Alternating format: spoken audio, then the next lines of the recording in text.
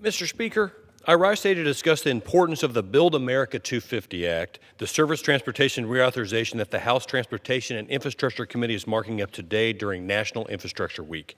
This marks 70 years since President Dwight D. Eisenhower signed the Federal Aid Highway Act of 1956 into law.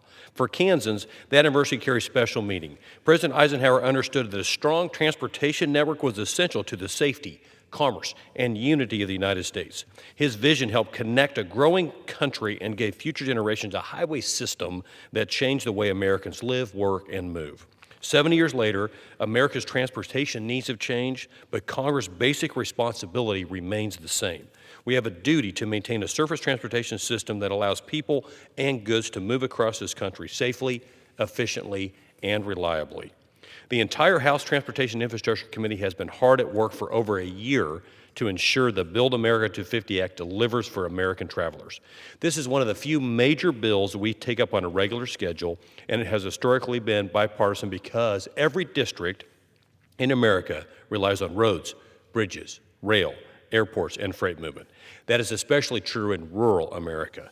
In the Big First, our district alone has more than 83,000 miles of road, 4,000 miles of railroads, and more than 100 airports.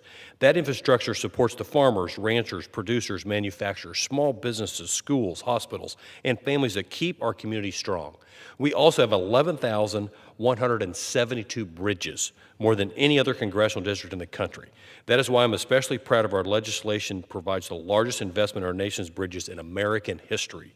When a highway is unsafe, a rural bridge is closed, or a freight route is inefficient, the consequences are real. A farmer may have to take a longer route to get grain to market. A rancher may face higher costs of moving livestock. A manufacturer may struggle to ship products on time. A first responder may lose valuable minutes reaching someone in need. Transportation policy in Washington has a direct effect on the daily lives of Kansans. That is why this reauthorization must get back to the basics. In recent years, Washington has created new programs, expanded existing ones, and spent money our country does not have. This surface transportation bill, on the other hand, focuses our limited federal resources on the fundamental needs of our transportation systems: roads, bridges, freight movement, safety, and the infrastructure that helps Americans get where they need to go.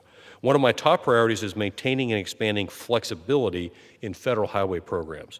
States are best positioned to understand their own transportation needs.